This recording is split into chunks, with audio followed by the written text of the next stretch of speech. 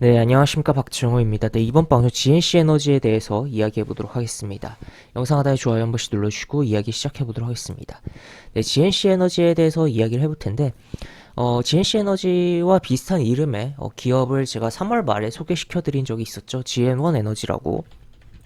GN1 에너지라고 유튜브 영상으로 소개를 시켜드렸었고, 뭐 그 이후에 뭐 긍정적인 흐름이 나오고, 뭐 현재 또 추가로 움직임이 나쁘지 않게 약간의 뭐 지저분한 구간도 있긴 했지만 나쁘지 않게 뭐 흘러가고 있다라는 거 체크를 해볼 수가 있겠는데, 이 GNC 에너지의 경우 이 GN1 에너지의 최대 주주다라고 보시면 되겠습니다. 그래서 이렇게 최대 주주가 돼 있는 게 확인돼 있고, 지금 이 뭐 이름도 비슷하고 이제 뭐 계열 관계의 그런 회사다라고 보시면 되겠는데, 보통 이제 종목들이 움직일 때 이 자회사들의 주가가 뭔가 움직인 이후에 자회사들의 이제 상장되어 있는 시가총액 가치가 높아지면서 모회사의 주가가 어느 정도 따라가주는 그런 케이스들이 있어요. 그런 측면에서 봤을 때 이 GN1 에너지가 움직임이 어느 정도 나왔고, 그렇다면 이제는 이제 모회사인 GNC 에너지가 움직임이 나와주지 않을까에 대한 관점으로 조금 생각을 해볼 여지가 있다라는 거죠. 그래서 그런 관점을 좀 볼 수 있겠고, 또 추가로 이제 이 GNC 에너지의 기본적인 기업 내용을 보면은 여기 주요 제품인 뭐 서비스 쭉 있는데, 디젤 엔진, 뭐 발전기, 가스터빈 발전기 뭐 쭉쭉 있는데, 보시면 신재생 에너지 지열 냉난방 시스템 연료전지 이런 부분이 있어요. 그래서 지열 냉난방 시스템, 그래서 여름에 이제 냉난방에 대한 부분, 난방 쪽보다 이제 냉방에 대해서 좀 생각을 해볼 수가 있겠고, 그래서 그쪽으로 이제 테마로 좀 엮여 들어갈 여지가 있다라고도 볼 수 있겠고, 아무래도 이제 이러한 부분이 또 이제 지금 탄소 배출에 대한 부분을 계속적으로 줄이려고 하는 전 세계적인 그런 트렌드에도 부합을 한다라고도 볼 수 있겠고, 그러면서 이제 그쪽으로 이제 또 테마가 엮여 들어갈 여지가 있다라고도 볼 수 있겠죠.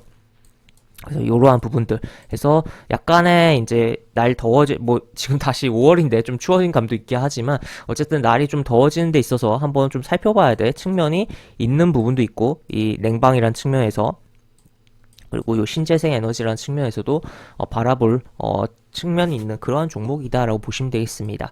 그리고 또 한 가지 좀 더 살펴보면은, 이거는 이제 사실 뭐 어떻게 바라보면 너무 어거지 아니냐라고도 생각을 할 수가 있겠지만, 우리의 시장이 이런 메커니즘으로 돌아가는 부분이 있다 보니까 생각을 해봐야 되는 부분인데, 지금 보시면 이제 몸값 5조 LG CNS가 연내 코스피 상장을 한다고 합니다.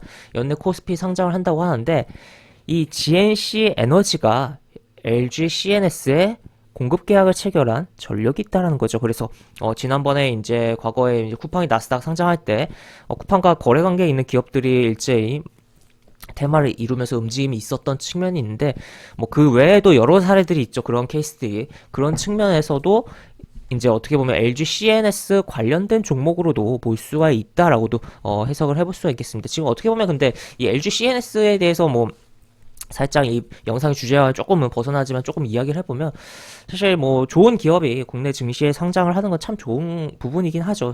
좋은 부분이긴 한데, 보시다시피 몸값이 5조, 그리고 또 여기 보면은 몸값 7조 예상, 5조 7조, 그러니까 5에서 한 7조 정도라는 건데, 이러한 덩치 큰 종목이 이제 시장에 들어오면은 부담이 분명히 발생한다는 거, 시장 자체에 희석하는 측면이 있어요. 그러다 보니까 이제 이런 종목이 상장할 때 대형주들 수급이 그날 같은 경우 꼬이는 부분이 있고, 또 외국인이 상장 당일날 이제 선물 매도를 치면서 지수의 분위기를 좀 하방으로 끌어내리는 측면도 있고, 기존에 뭐 크래프톤 상장할 때도 그렇고, 카카오뱅크 상장할 때도 그렇고, LG 에너지솔루션 상장할 때도 그렇고, 계속 그래왔거든요. 그렇기 때문에 사실 이러한 너무 덩치 큰 종목들이 계속 들어오는 게 사실 부담이 되는 부분이 있다. 그러니까 우리 시장이 사이즈가 아직 좀 더 큰 상태면 상관이 없는데, 아직 사이즈가 물론 글로벌 쪽에서 이제 글로벌 전체 증시에서 한 우리나라 시장의 규모 한 2% 정도 되거든요. 경제 규모에 대비해서 시장 규모가 별로 크지가 않다라는 거죠. 그래서 지금 요 자본 시장에 대한 사이즈가 대대적으로 커진 다음에 뭐 이렇게 뭐 들어온다면 모를까, 지금 상황에서 계속 이런 식으로 기업들이 들어오면 시장에 계속 좀 부담이 작용을 하겠다. 그래서 개인적인 측면에서는 해외 상장을 많이 시켜서 해외 자금, 외국인들 자금 다 끌어다가 우리나라에 투자를 해주면 좋겠다라는 생각도 좀 든다라고도 생각이 듭니다. 그래서 하여튼 이러한 부분이 있다. 그리고 요 내용에서 그럼 진짜 이제 LG CNS에 이제 공급 계약 체결한 전력이 있냐라는 것도 까봐야겠죠. 보면 최근입니다. 심지어 최근에 보시면 시작일 2022년 4월 1일부터 24년 6월 30일. 계약 상대방 LG CNS 이렇게 돼 있습니다. 그래서 여기 데이터 센터에 발전기가 들어간다라고 볼 수 있겠고, 그러면서 이제 요러한 이제 요 상장 LG CNS 상장과 관련해서 약간 엮여들어가 여지도 있는 종목이 GNC 에너지다라고도 정리를 해볼 수가 있겠습니다. 그래서 그런 부분이고, 이제 차트로 좀 넘어가서 보면.